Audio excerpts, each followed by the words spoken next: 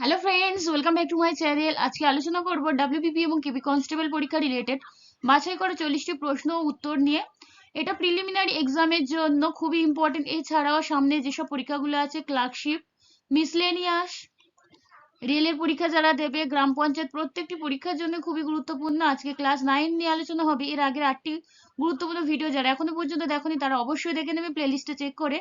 এবং যারা টেলিগ্রাম গ্রুপে জয়েন হতে চাও তারা অবশ্যই টেলিগ্রাম গ্রুপের লিঙ্কটা তোমরা ডেসক্রিপশন বক্সে পেয়ে যাবে, সেখান থেকে তোমরা জয়েন হয়ে যেতে পারো। এবার দেখে নাও পুলিশ পরীক্ষার যে স্পেশাল ব্যাচ আমি নিয়ে এসেছি, সেখানে তোমরা এই WBP KP related, syllabus related বিভিন্ন প্রশ্নপত্র নিয়ে এখানে আলোচনা করা হবে। Previous year question paper analysis করা হবে এবং বিষয় অধ্যায় ভিত্তিক বিভিন্ন শর্ট নোটস প্রোভাইড করা হবে। তাছাড়া এই ডাব্লিউবিপি রিলেটেড 25 এবং কেপি রিলেটেড 25 সেট তোমরা পেয়ে যাবে, সেগুলো তোমরা সলভ করতে পারবে মকের মাধ্যমে। আর এখানে তোমাদের কস্ট প্রাইস রয়েছে 250। এখানে ওয়ান টাইম পেমেন্ট করবে, সেখানে ওয়ান টাইম পেমেন্ট করার পরে তোমরা টেলিগ্রাম বা আমার যে কোনো হোয়াটসঅ্যাপ গ্রুপে গিয়ে তোমরা এই স্ক্রিনশটটা পাঠাবে, তারপরে আমি তোমাদেরকে জয়েন করিয়ে দেব। প্রথম প্রশ্ন হলো, ভারতের কোন রাজ্যে সবচেয়ে বেশি বিমানবন্দর আছে? অপশনগুলো দেখবে, গুজরাট, দিল্লি, পশ্চিমবঙ্গ না মহারাষ্ট্র। ভারতের মধ্যে গুজরাট রাজ্যের সবচেয়ে বেশি বিমানবন্দর আছে। গুজরাটে আছে 9টি বিমানবন্দর রয়েছে। আহমেদাবাদ, ভাদোদরা, ভাবনগর, ভুজ, গান্ধীধাম, মুন্দ্রা, পোরবন্দর, সুরাট, কেশর, এই জায়গাগুলোতে বিমানবন্দর রয়েছে। পরের প্রশ্ন, শোষণকারী পদার্থ হিসাবে পরমাণুর চুল্লিগুলিতে নিম্নের কোনটি ব্যবহৃত হয় না? ক্যাডমিয়াম, আয়রন, বোরন না হাফনিয়াম? এর মধ্যে অ্যান্সার হয়ে যাবে আয়রন। এখানে নিউট্রন শোষণকারী পদার্থগুলোর নাম দেখে নাও, তারপরে বুঝতে পারবে কোনটি নয়। Cadmium, boron, hafnium, indium, silver, এইগুলো নিউটন শোষণকারী পদার্থ হিসেবে ব্যবহৃত হয়। পরের প্রশ্ন, নিম্নের শব্দগুলির মধ্যে কোনটি গৃহপালিত কুকুরের বৈজ্ঞানিক অধ্যয়নকে বলা হয়েছে? সায়ানোলজি, ক্রেমাটাস্টিক্স, কার্পোলজি না ক্র্যানিওলজি? কুকুরের বৈজ্ঞানিক অধ্যয়নকে বলা হয় সায়ানোলজি। এই বিদ্যা থেকে বিভিন্ন প্রশ্ন এক্সামে জিজ্ঞেস করা হয়, তাই বিদ্যা টপিকটি খুব ভালো করে করে রাখবে। পরের প্রশ্ন দেখে নাও,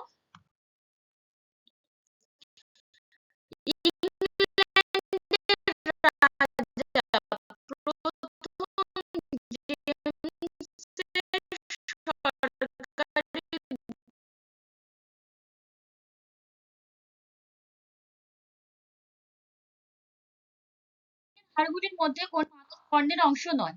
ইনকাস, মেলিয়াস, স্টেপিস না ফিমার? মানব কর্ণের অংশ নয়, মানব কর্ণের যে অংশ নয় সেটা হচ্ছে ফিমার।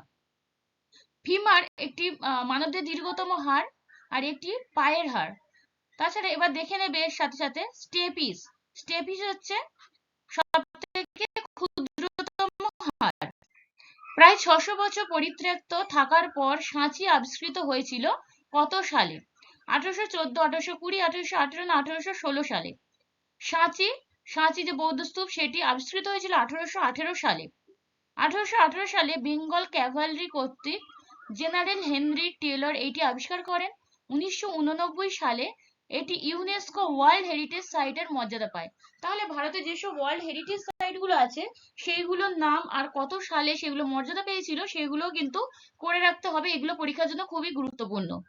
টানা 4টি টেস্ট সিরিজের ডাবল সেঞ্চুরি করা প্রথম ও বর্তমানে একমাত্র ব্যাটসম্যান কে? টানা 4টি টেস্ট সিরিজে ডাবল সেঞ্চুরি করেছে। চার্লস লারা, ধোনি, রোহিত শর্মা না বিরাট কোহলি? এটার অ্যান্সার হয়ে যাবে বিরাট কোহলি।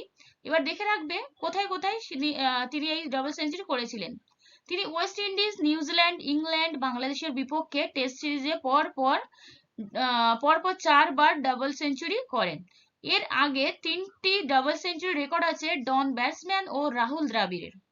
পরের প্রশ্ন, মিশন মঙ্গল চরিত্রের শীর্ষস্থানীয় মহিলা চরিত্রে অভিনয় করেছেন কে?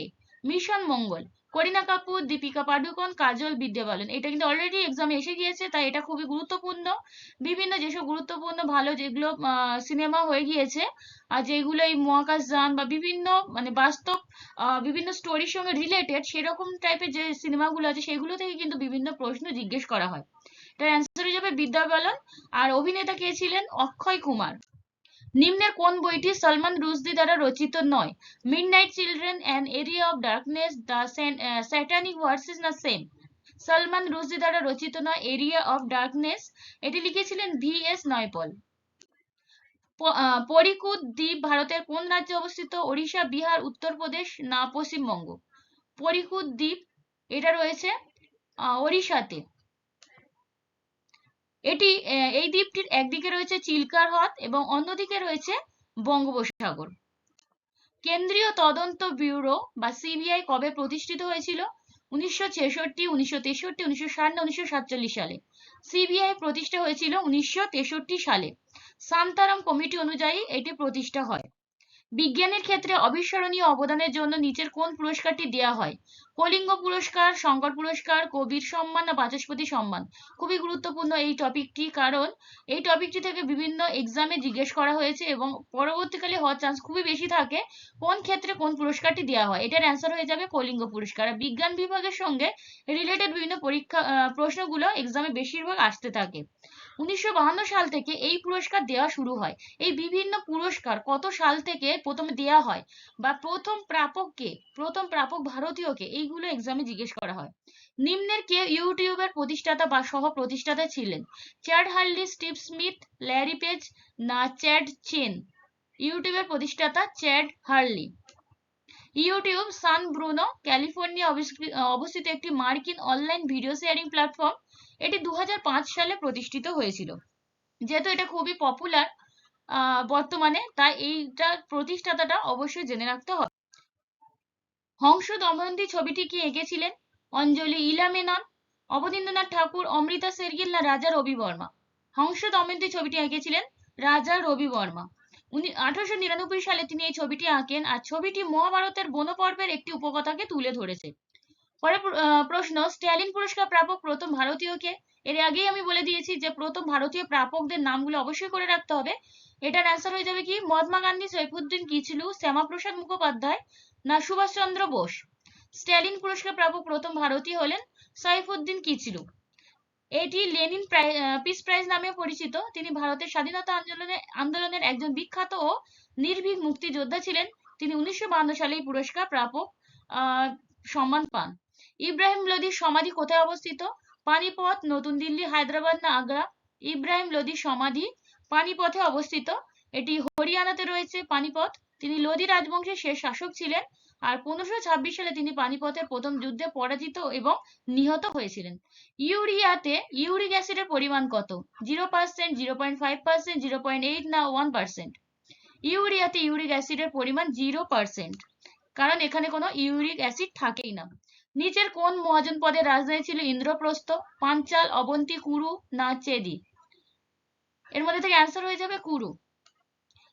এই যে মহাজন পদের বিখ্যাত নগরগুলো হলো কুন্ডি, বার্নাবদ, হস্তিনাপুর, আর এই বংশের অন্তর্গত ছিল কুরু ও কৌরবগণরা। বিশ্বের কোথায় এক শিংযুক্ত গন্ডারের জনসংখ্যার ঘনত্ব সবচেয়ে বেশি? এক শিংযুক্ত গন্ডার, মানস, কাজিরাঙা, ভীমবাদ না বেতলা অভয়ারণ্য? এটার অ্যান্সার হয়ে যাবে কাজিরাঙা অভয়ারণ্য। পৃথিবীর প্রায় 2/3 ভাগ বা 3 ভাগের 2 একশৃঙ্গ গন্ডার রয়েছে এই আসামের কাজিরাঙা জাতীয় উদ্যান। পরের প্রশ্ন, ভারতের ন্যাশনাল ইনস্টিটিউট অফ ওশান টেকনোলজির সদর দপ্তর কোথায় অবস্থিত বা হেডকোয়ার্টার? এটা কোথায় রয়েছে? চেন্নাই, কোচি, মুম্বাই না পানাজি? এটা হেডকোয়ার্টার রয়েছে চেন্নাইতে, চেন্নাই, তামিলনাড়ু। আর এটি প্রতিষ্ঠিত, এই যে সদর দপ্তর, এটা প্রতিষ্ঠিত হয়েছিল কবে? 1993 সালে। হিট অ্যান্ড রান কোন খেলার সঙ্গে যুক্ত? বেসবল, বিলিয়ার্ড, বক্সিং না ব্যাডমিন্টন? হিট অ্যান্ড রান এটি বেসবল খেলার সঙ্গে যুক্ত। এর সঙ্গে যুক্ত আর কি কি শব্দ আছে? Base, battery, bunting, catcher, diamond, hitter, home, infield, outfield, shortstop, pull out, pitcher plate, pinch. পরের প্রশ্ন, ভারতের প্রথম প্রধান অর্থনৈতিক উপদেষ্টা কে ছিলেন? জে আঞ্জারিয়া, IG প্যাটেল, অমর্ত্য সেন না KM কারিয়াপ্পা? ভারতের প্রথম প্রধান অর্থনৈতিক উপদেষ্টা ছিলেন জে আঞ্জারিয়া। তিনি 1956 সালে নিযুক্ত হয়েছিলেন। ভুটানের পতাকাতে আমরা কিসের ছবি দেখতে পাই? বজ্র, ড্রাগন, দাঁড়িয়ে থাকা একটি সিংহ না পতাকা হাতে দাঁড়িয়ে থাকা একটি সিংহ? ভুটানের পতাকাতে আমরা দেখতে পাই ড্রাগনের ছবি। এই ড্রাগনের নাম হলো ড্রাগ দ্য থান্ডার ড্রাগন। বর্তমানে ভারতের পার্লামেন্টে আপার হাউসের আসন সংখ্যা কত? 245, 545, 272 না 550? আপার হাউসের আসন সংখ্যা 245। পার্লামেন্টের দুটি কক্ষ থাকে, উচ্চ কক্ষ, নিম্ন কক্ষ। যেটা আপার হাউস আমরা বললাম রাজ্যসভা, এবং আর একটা রয়েছে নিম্ন কক্ষ বা লোকসভা। ধারা 79 অনুসারে ভারতের পার্লামেন্ট রাষ্ট্রপতি, রাজ্যসভা ও লোকসভা নিয়ে গঠিত। Playing to win my life on and of court কার আত্মজীবনীমূলক গ্রন্থ? পিভি সিন্ধু, সাইনা নেহওয়াল, সানিয়া মির্জা না পুরুপল্লী কাশ্যপ? এটার অ্যান্সার হয়ে যাবে সাইনা নেহওয়াল। তিনি রাজীব গান্ধী খেলরত্নধারী একজন ভারতীয় ব্যাডমিন্টন খেলোয়াড়। তার মানে এটা জানা গেল তিনি একজন ব্যাডমিন্টন প্লেয়ার ছিলেন। ভারতের কোন শহরকে উৎসবের শহর বলা হয়? কলকাতা, বারাণসী, মাদুরাই না আহমেদাবাদ? উৎসবের শহর হলো মাদুরাই, তামিলনাড়ু। হেরিটেজ সিটি বলা হয় মাইসোরকে। স্বপ্নের শহর মুম্বাই, মহারাষ্ট্র। আর ভারতের সাংস্কৃতিক রাজধানী হলো কলকাতা, যেটা রয়েছে পশ্চিমবঙ্গে। নাসার প্রথম কার্যালয় কোথায় অবস্থিত? New York, Washington DC, California, Las Vegas? নাসার প্রধান কার্যালয় রয়েছে ওয়াশিংটন ডিসিতে। নাসার full form National Aeronautics and Space Administration. এটি 1958 সালে প্রতিষ্ঠিত হয়েছিল। 26শে জুলাই পালিত হওয়া কার্গিল যুদ্ধ কত সালে হয়েছিল? 1999, 2000, 1997 না 1998 সালে? 26শে জুলাই, এটা তো জেনে নিলাম। এবং কত সালে হয়েছিল? 1999 সালে। এবং এটি হয়েছিল ভারত ও পাকিস্তানের মধ্যে, কার্গিল জেলায়। David and Jerry's guide to the world wide web বর্তমানে কি নামে জনপ্রিয়? উইকিপিডিয়া, গুগল, ফেসবুক না ইয়াহু? এটা ইয়াহু নামে পরিচিত। হকির জাদুকর ধ্যানচাঁদের আত্মজীবনী গ্রন্থের নাম কি? Playing with sticks, goal, my life in hockey না পদ্মফুল? এটার অ্যান্সার কি হয়ে যাবে? গোল। তার জন্মদিন উপলক্ষে 29শে আগস্ট ভারতের জাতীয় ক্রীড়া দিবস পালন করা হয়। ভারতের সুপ্রিম কোর্টের বিচারকদের অবসর নেওয়ার সর্বোচ্চ বয়স কত? 60 বছর, 62 বছর, 63 না 65 বছর? সুপ্রিম কোর্টের বিচারকদের অবসর নেওয়ার বয়স হচ্ছে 65 বছর, আর 62টা হচ্ছে হাইকোর্টের বিচারকদের, হাইকোর্টের। পরের প্রশ্ন, চাকমা উপজাতি ভারতের কোন রাজ্যে অবস্থিত? তেলেঙ্গানা, কর্ণাটক, আসাম না কেরালা? চাকমা উপজাতি এটা অবস্থিত আসামে।